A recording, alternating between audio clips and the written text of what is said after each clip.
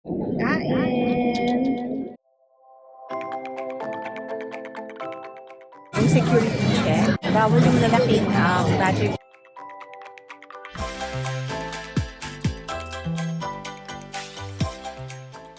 Best experience dito. Pag-PD na lang kayo all the time. Pag ito, laging iba yung charge nila.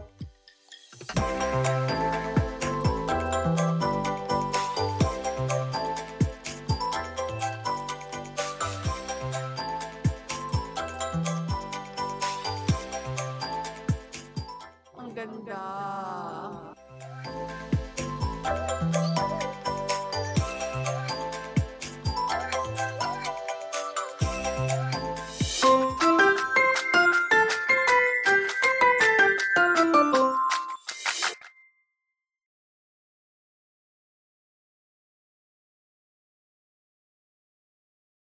Hello everyone! Today is officially our first day here in Shanghai, China. We are staying here in Pudong area, 20 kilometers far from the airport and 7.7 kilometers far from Disneyland. Pinili namin itong hotel na to para if ever magta-taxi kami, reasonable yung taxi fares natin. Nasa suburban residential area po siya ng Pudong. Malayo po ito sa mga subway stations. So for today's itinerary, we are just going to take the taxi using the Didi app, the counterpart of Grab here in China. Marami tayong nababasa, transport fares here in China are affordable, so masusubukan natin siya today. By the way, this is our hotel, Shanghai Garden Residence Hotel. Nabook namin ang highly rated na hotel na ito via trip.com. Rooms that we booked are good for 4 persons. So here's a quick view of our room. If you want a detailed room tour, it's actually featured on our previous vlog, our first vlog in China.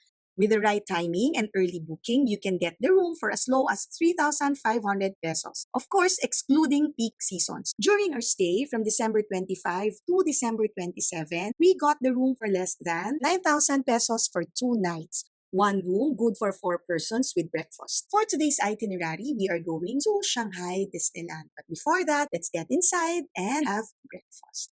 Tara! Tita levels, kaya gulay is like mushroom, pork sausage, salted egg, herb-infused boiled egg, rice, fish, and egg. Kain tayo. So, tikman natin yung soup. Ang dami cilantro, sarap. Sarap yung cilantro na. Sarap yung dumpling na. Gulay is life. Para daw hindi mag-spike yung sugar. Pagkakaunahin mo. Vegetable. Fairness, masarap. Kahit konti yung food, no? Kain na kami. Ayan na! Ito na yung taxi natin. Kinuha natin tong taxi na to via Didi app sa Alipay. For today's schedule, pupunta tayo sa Disneyland. By the way, yung bus na nasa harap natin, free shuttle service yan ng hotel going to the airport. This hotel is 7.7 kilometers far from Disneyland. Ang babayaran lang namin dito is 18.50 CNY. Ang lamig. Alam mo, tama yung sinasabi nila. Yung mga taxi dito, medyo amoy yosi. Amoy sigarilyo siya. Dito kami binaba ng taxi driver. Maglalakad pa kami. Hindi namin alam kung gaano kalayo, pero malamig. The temperature is 8 degrees, but it feels colder than that. Malamig as in. Lamig yun ako, hindi pwedeng walang gloves. Liliit course natin dito. Kumuha na kami ng ticket sa clock para mas mabilis. Papasok pa lang kami. It's 11:30, almost 11:30. Using GreenCheck, scan the payment QR code displayed in the parking lot to complete your transaction. Ticket ka pala. Be sure to settle your payment and exit the parking lot within the time indicated by the system. Please follow the instructions from our cast members and drive safely. Thank you. Protect your rights and avoid deception. Please.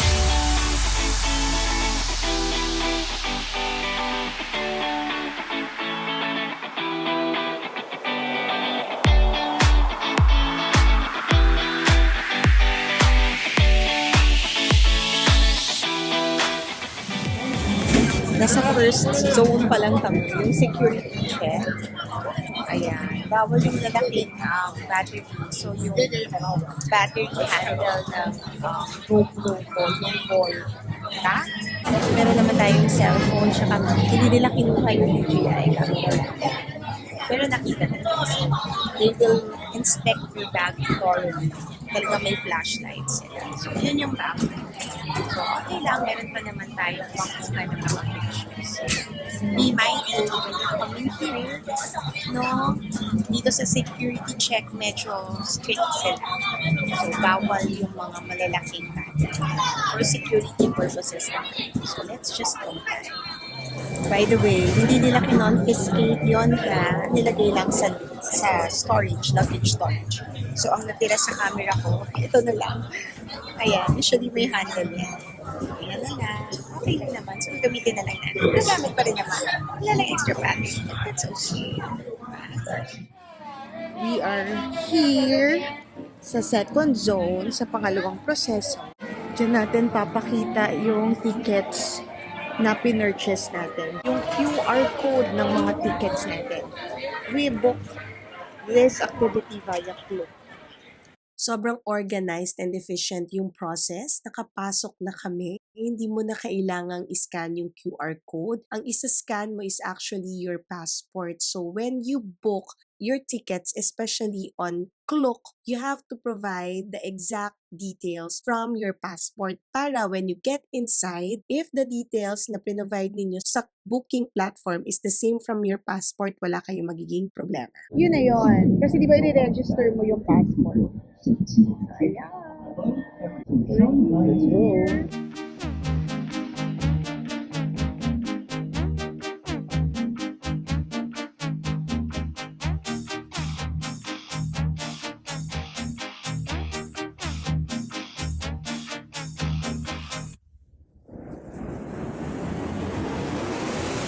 Ang ganda.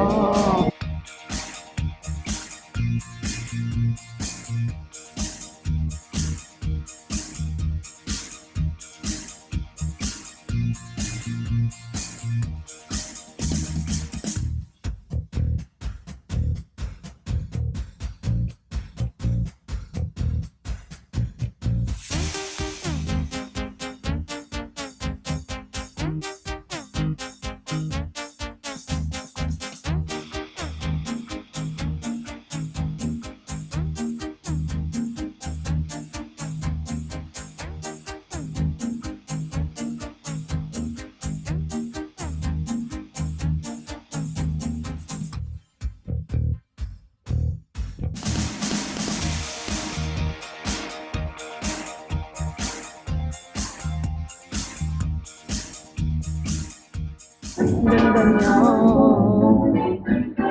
It brings out the child in you talaga. Ay, may palig. Hintayin natin.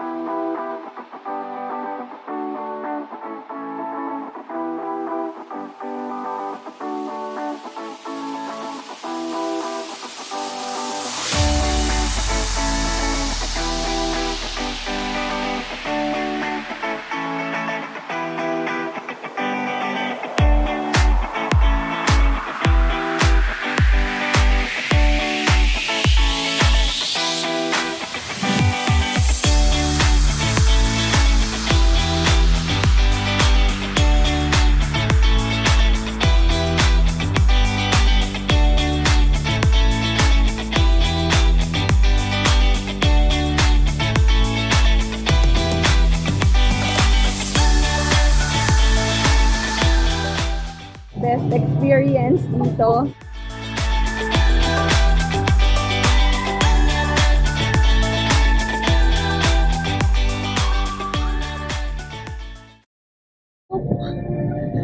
Ang sarap. Ang sarap. Try nyo to as in.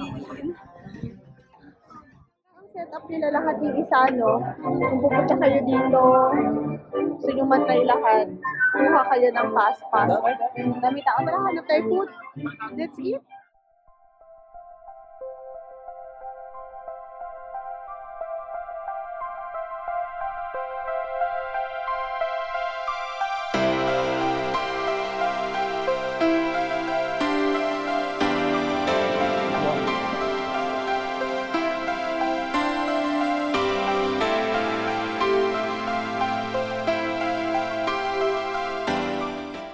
Nakakaloka.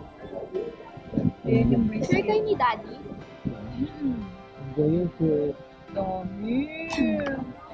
Sinong gusto ng rice? May rice. Tapos ba't may ano pa, may extra? Sabi mo. Ha?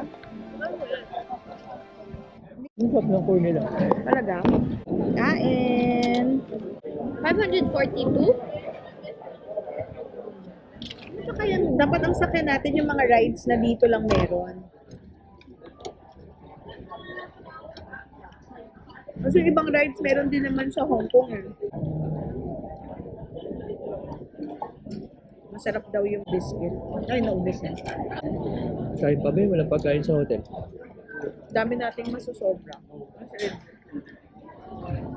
tsaa tayo. Mali tayo, dami nating in-order. Dapat isang biscuit lang tsaka isa nito. Dami pang tira. Ayun, daming tira. Ayun. Tapos rice na lang. Tapos mag-tsaa. Anak, simutin niyo yung biscuit. Sayang, mahal ko.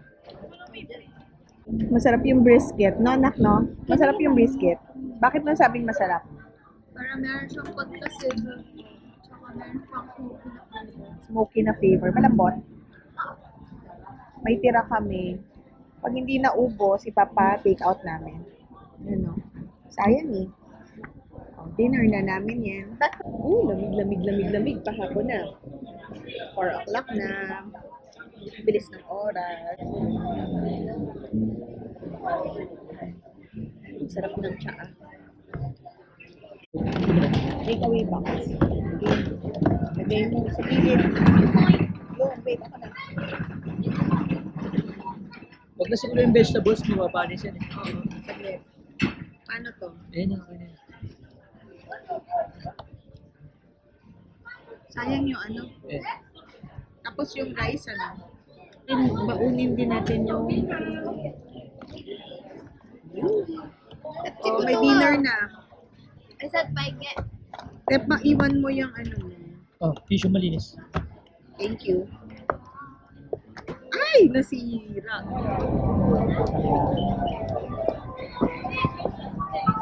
Frozen.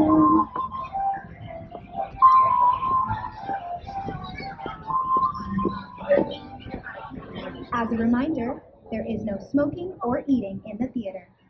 For everyone's safety, please refrain from standing up, running, 只是嘉宾将会到来，却感觉有点奇怪。当话语正对好着转变了。 Ang ganda.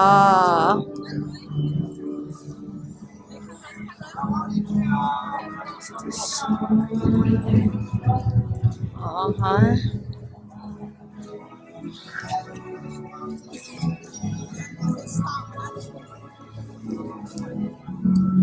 Ang lamig. Mas malamig na kaupo lang. Gabi na. Ang lamig, grabe. Ganda. Grabe, ang lamig niya.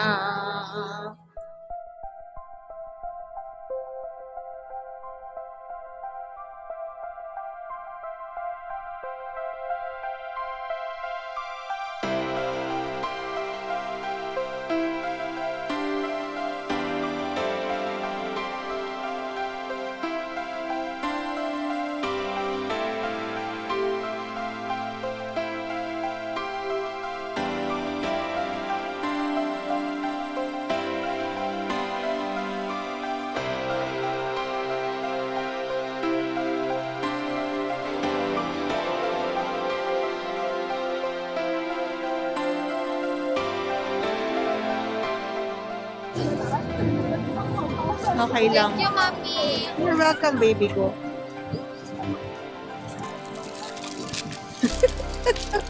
Kala ko, hindi ka nilalamig. Gabi na, oh. Ang lamig, grabe. 6 degrees, but feels like 3. Parang hindi nilalamig, naka-ice cream. Oh, sige, go. Sino nga yan? Ina Ben. Nice. Namig na nga eh. Naka-ice cream ka pa. We're waiting for the fireworks. Ang lamig, grabe. Adi pa hawak. Wala. Alam nyo, pagkukuha kayo ng video ng fireworks, move back. Mas kuha nyo yung lahat ng kalat ng fireworks. Anak pahingi. Sarap popcorn. Caramel popcorn.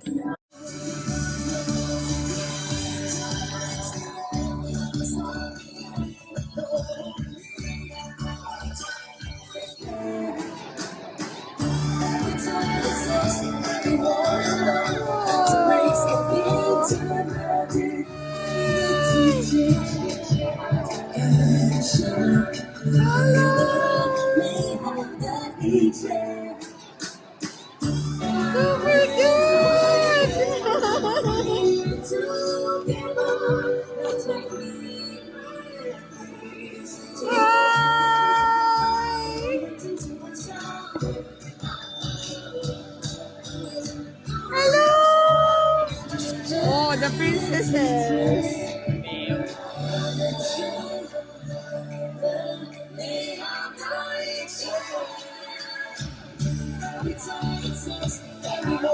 Sana madala ko dito mga pamangkin ko, Lord.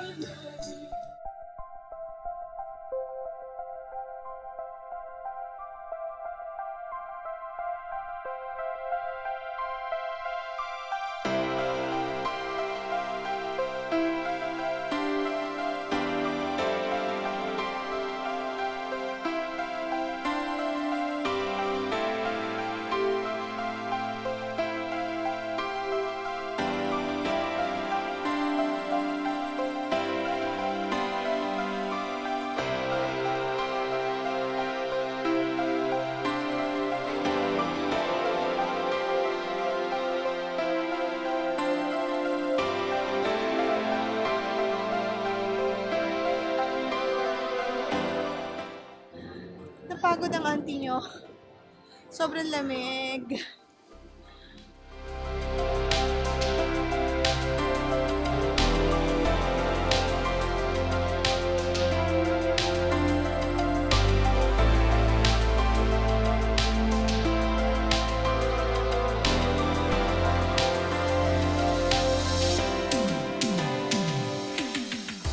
Uwi na tayo.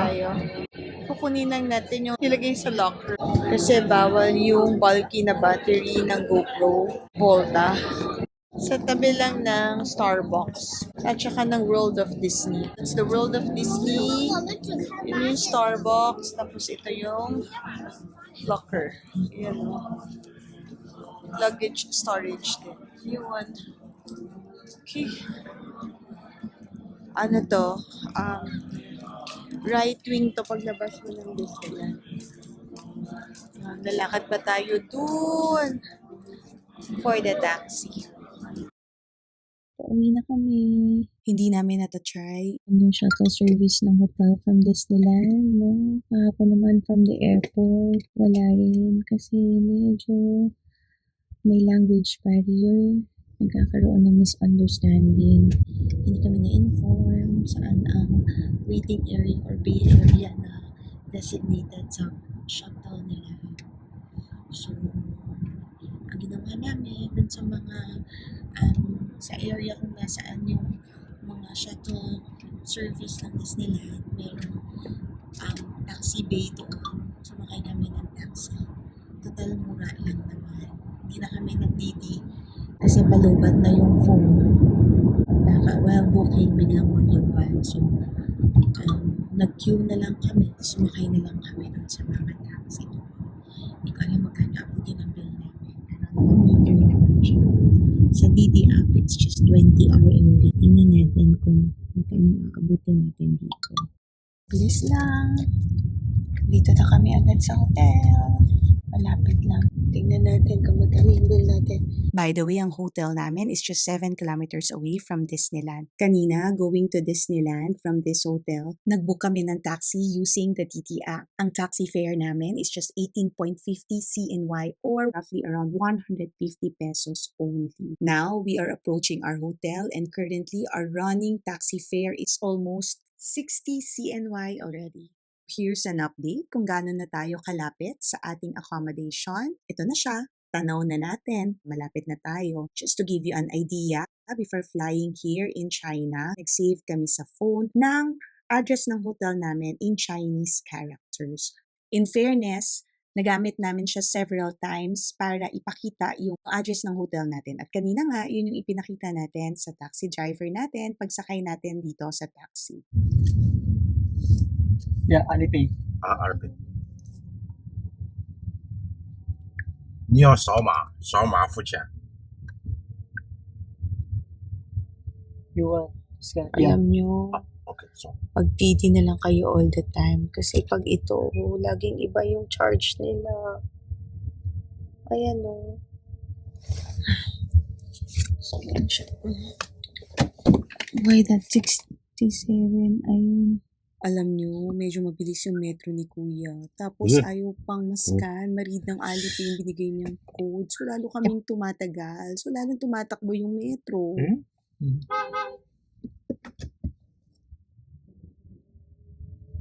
68.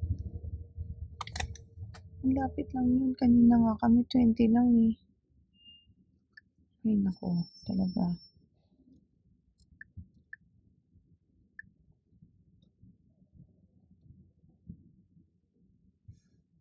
不是你这 Ako pinapawak sa kanya.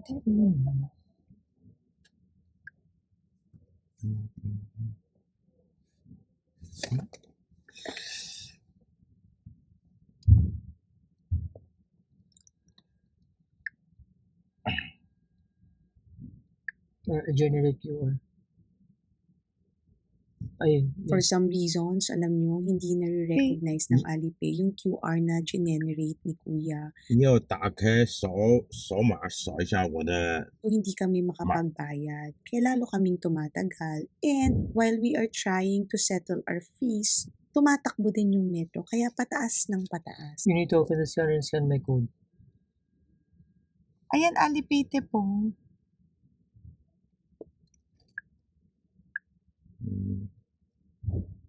sorry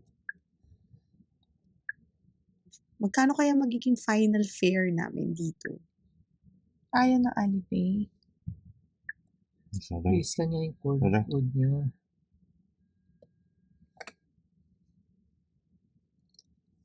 Ayun. You accept credit card?